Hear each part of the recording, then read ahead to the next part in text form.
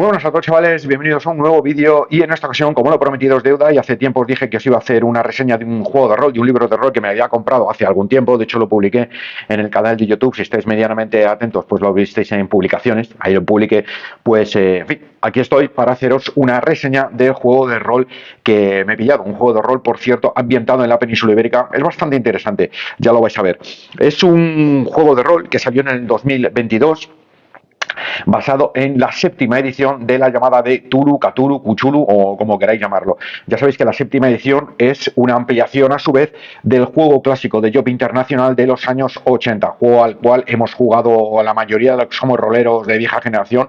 Hemos jugado ese juego, a la llamada de Tulu de Job Internacional. De hecho, yo estuve muy enganchado a ese juego durante mucho tiempo, ¿no? Luego sacaron, no recuerdo qué año, pero en cualquier caso sacaron, no sé si fue cerca del 2017, 2015 me parece, 2014 me suena de algo, no lo sé exactamente, una ampliación impresionante, muy mejorada de ese juego original de los 80 que se llama juego de rol de Cthulhu, la llamada de Cthulhu de séptima edición. Básicamente las normas son las mismas, es un sistema porcentual, la hoja de personaje es lo mismo, pero la ampliación que han metido en cuanto a documentación en el libro es una verdadera pasada. Lo tengo y cuando tengo oportunidad os haré una reseña y os lo mostraré porque creo que os puede interesar a muchos de vosotros, especialmente, evidentemente, a los que sois más roleros. Bien, pues dentro de ese mundo del universo Cthulhu, salió en el 2022, como os digo, un juego, una ampliación que se llama La piel de toro 1920. Aquí tenéis la portada, escrito por Ricard Ibáñez, que es uno de los grandes escritores de juegos de rol de España. De hecho, es el autor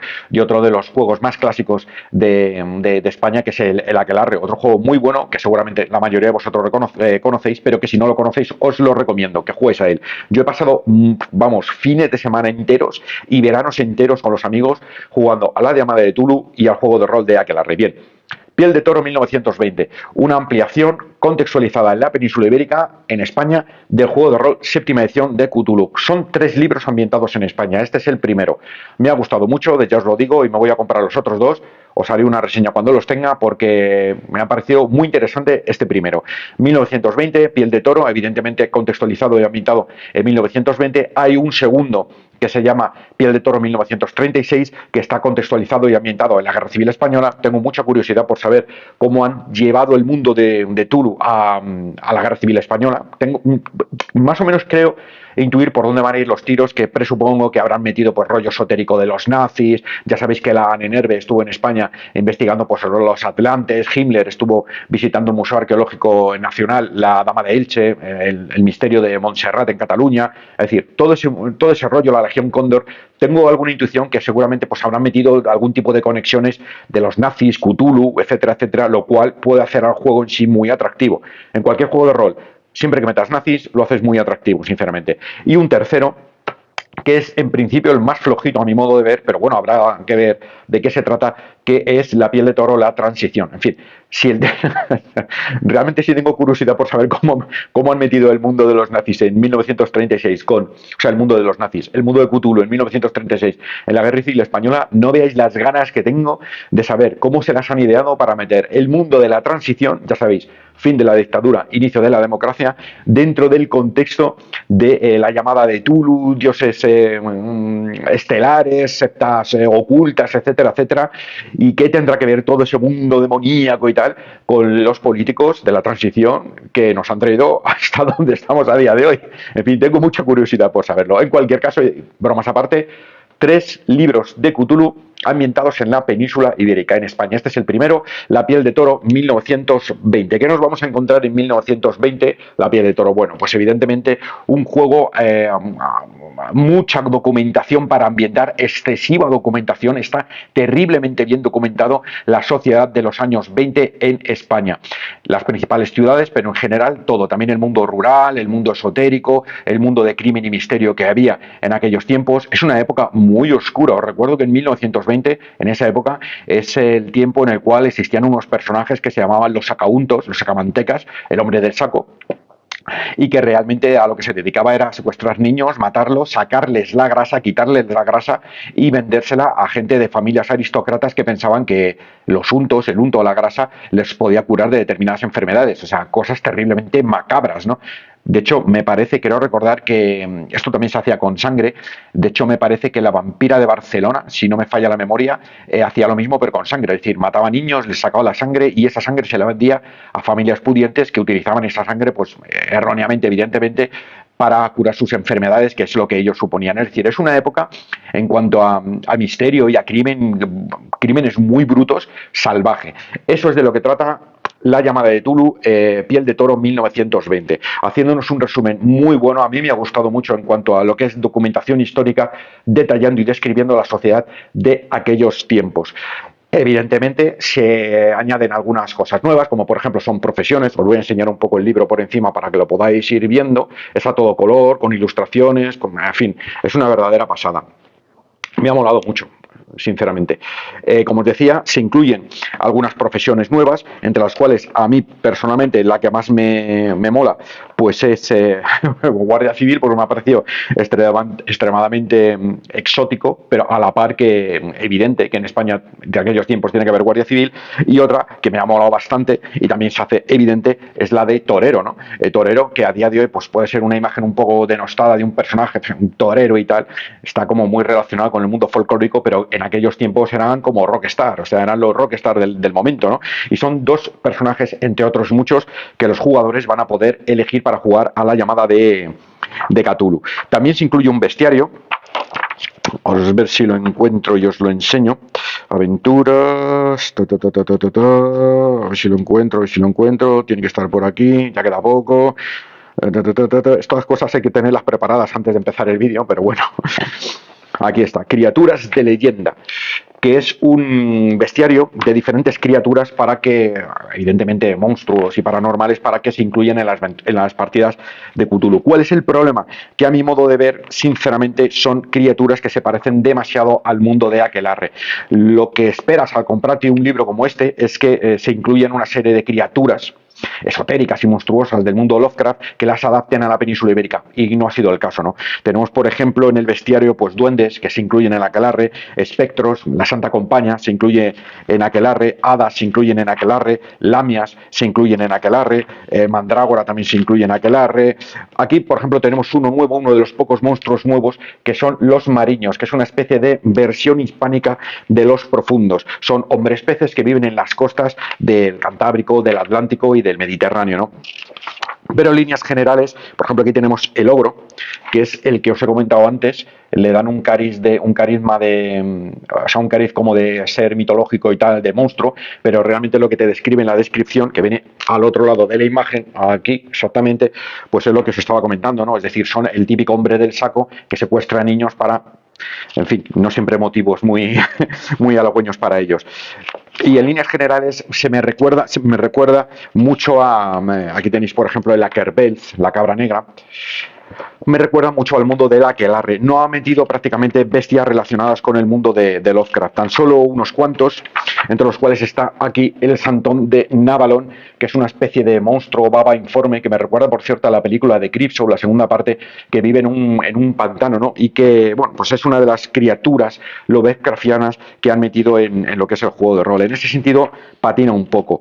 Pero en líneas generales, el libro me ha molado mogollón. Ya digo, en cuanto a documentación, es brutal. Vienen mogollón de datos históricos al detalle de cómo era la radio en 1920, de cómo era la iglesia en 1920, del peso que tenía la iglesia en 1920, las tradiciones que habían para los hombres en 1920, acudir al fútbol, ver el fútbol en los años 20, muy detallado en ese sentido. También se incluye información acerca de la España negra de aquel tiempo, de la España esotérica, de las diferentes sectas que operaban en la península ibérica en aquellos años. Se habla de lugares mágicos y extraños donde ocurrían cosas paranormales, entre ellos el Cortijo Jurado, extremadamente conocido, el Cortijo Jurado. Y luego se hace una reseña se habla también de los periódicos, por cierto, de aquel tiempo, y se hace una reseña, aquí tenéis por ejemplo Sevilla, de las principales ciudades españolas.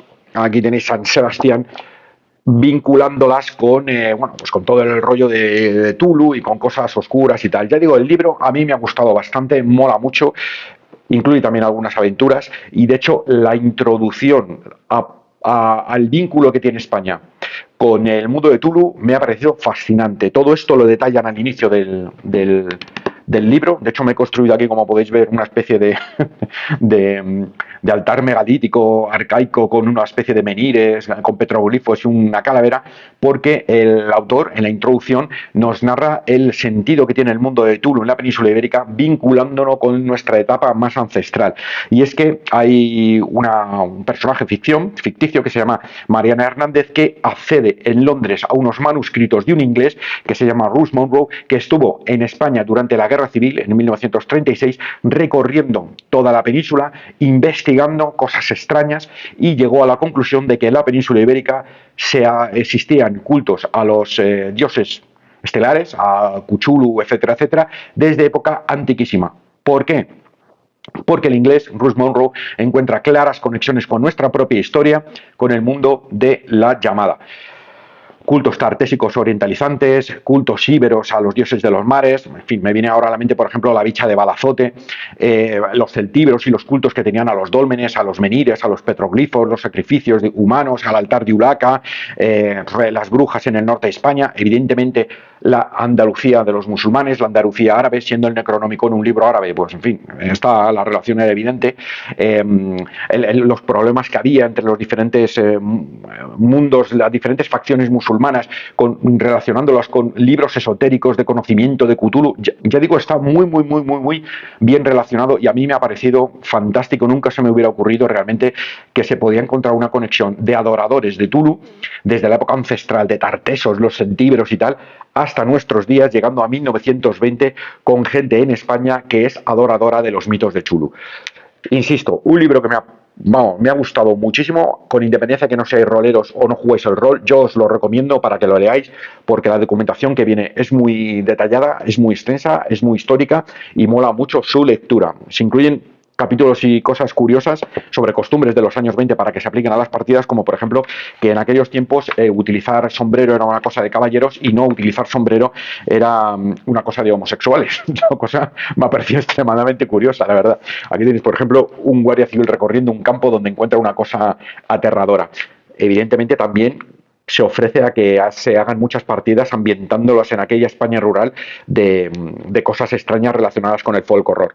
La piel de toro 1920, un libro que a mí personalmente me ha molado mucho y creo que os va a gustar a la mayoría de los que os hagáis con él. Si habéis jugado partidas, decírmelo, porque ya os digo, yo me he salido ya un poco del rollo rolero, pero sigo teniendo una nostalgia de saber, bueno, pues tengo muchas ideas de poder, me gustaría poder plasmarlas en aventuras y tal, ¿no? En fin, la piel de toro, chicos. Y ahora en la segunda parte del vídeo, ya para finalizar, os voy a recomendar unos discos, como vengo haciendo últimamente, que están en parte relacionados con este libro, con los mitos de Tulu. Os estoy hablando del primer disco, entre comillas, de la banda americana Morbid Angel, llamado Abomination of Desolation.